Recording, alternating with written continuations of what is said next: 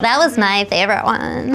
Today on the show, ex-superhero Jessica Jones returns. Olivia Cooke spills on Ready Player One. I'm so rich now. And Oprah and the cast of A Wrinkle in Time build a perfect watch list. It's actually a moral imperative. It's Thursday, March 8th. And this is the IMDb show. Hey everyone. Hey guys. So there are so many great shows returning this month, right? We've got Sneaky Pete, Silicon Valley, Love. I just wish that we had more time to watch them all. Why do we waste so much time sleeping? I don't know, great question. Also out today is season 2 of Marvel's Jessica Jones. I am very excited about that one because I hear David Tennant is returning this season. He's such a great Kilgrave. I love those beady little eyes. But this season, it might be all eyes on the Aussie who plays Jessica's neighbor and ally. So that's who has our spotlight today in our Who, What, Where.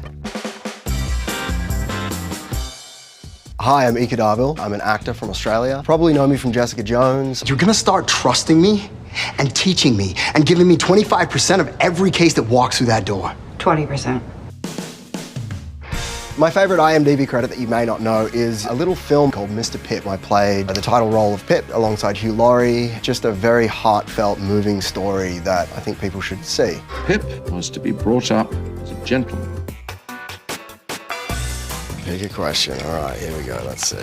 When forced to choose, what is your most prized career souvenir? Oh, that's easy. I rocked around in red spandex for a little while when I was like 18 as a red Power Ranger. I may or may not have stolen my Power Rangers jacket at the end of the season.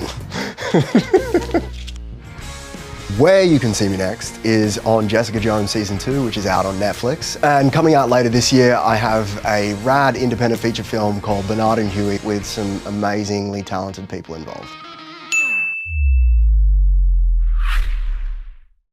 Later this month, she stars in the Steven Spielberg-directed Ready Player One, and this week, she premieres in the dark but wickedly funny film Thoroughbreds. It's Olivia Cooke.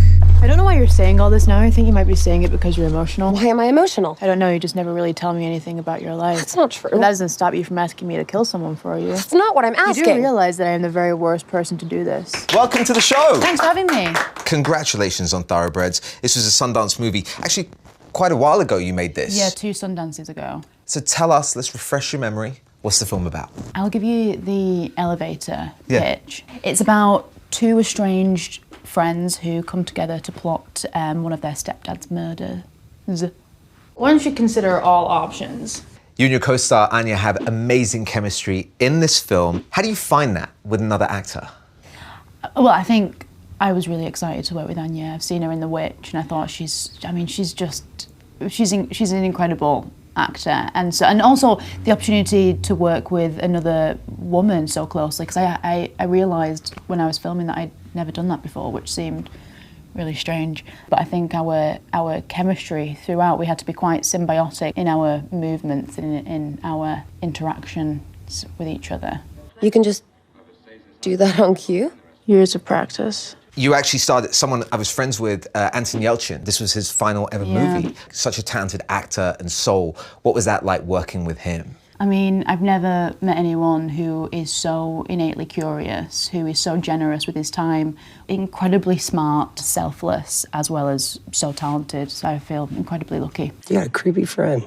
I know. You've had an amazing opportunity in your career to work with some phenomenal actors and directors, just that little guy, Steven Spielberg. You see, I know you're sworn to secrecy about Ready Player One, but we're gonna push the boundaries. Okay.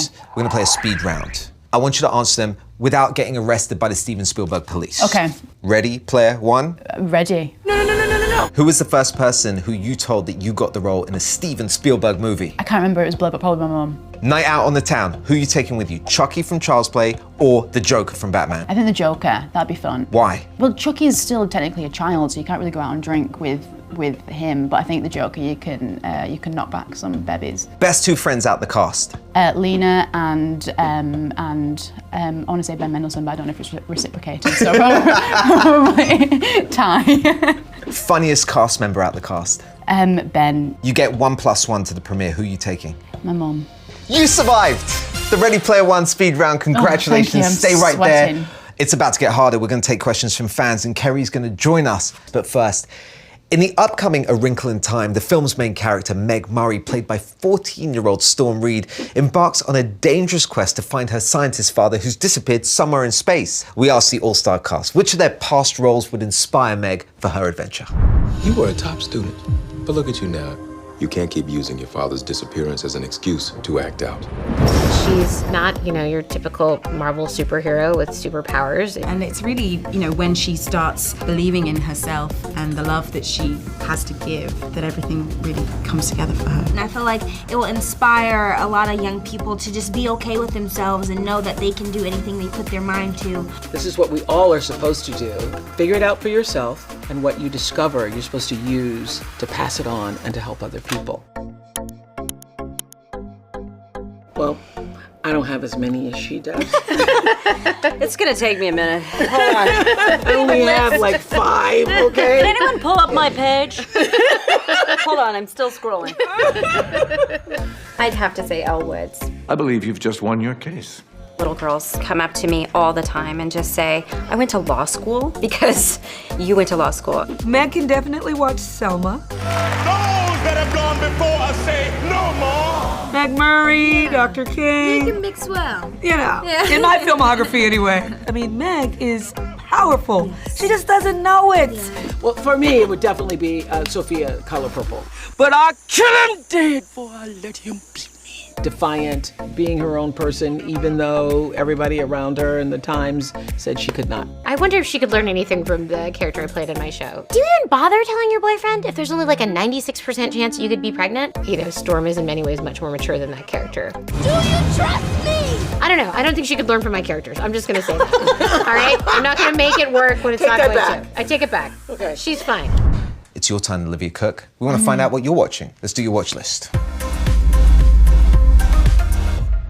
I'm watching comedians in cars getting coffee. Do you ever think every person you talk to is putting on an act? It's a problem.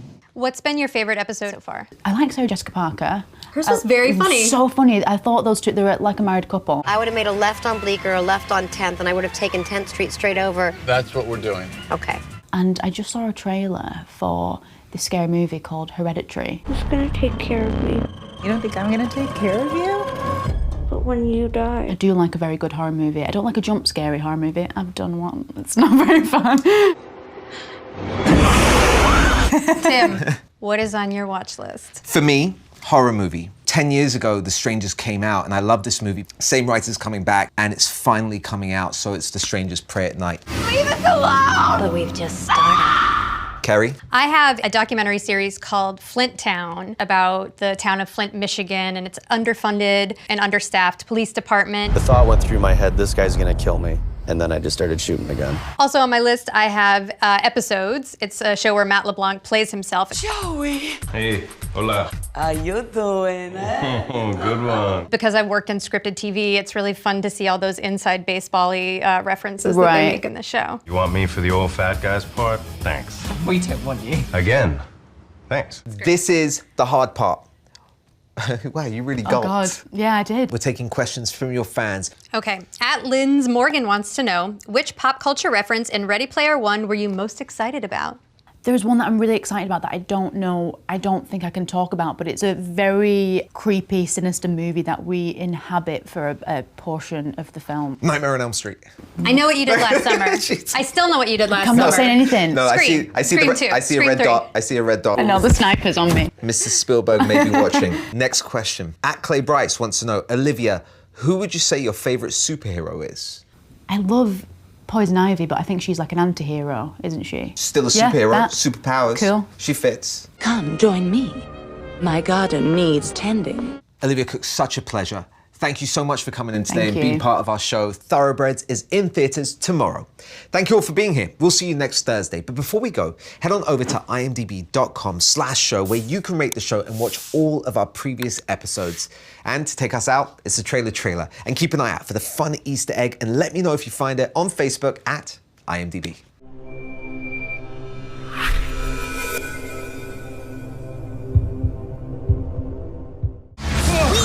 Are going to the internet! Super excited. Just one minor thing. What is the internet? Judge Myers? Yes. Rev up your love life with these tips. Do you need anything else, Your A Honor? man of your dreams is just a click away. No, I don't. I'm fine, thank you. Yep. We were discreet. No, you were discreet. He was shopping a tell-all about his time in the Queen's bedroom. That can't be true. I think the sample chapter was Christmas. It was called Jiggy Pudding. Does this seem like a nightmare? Because that's the effect I was going for. I've cracked. Oh, I don't see any cracks. A few wrinkles, maybe.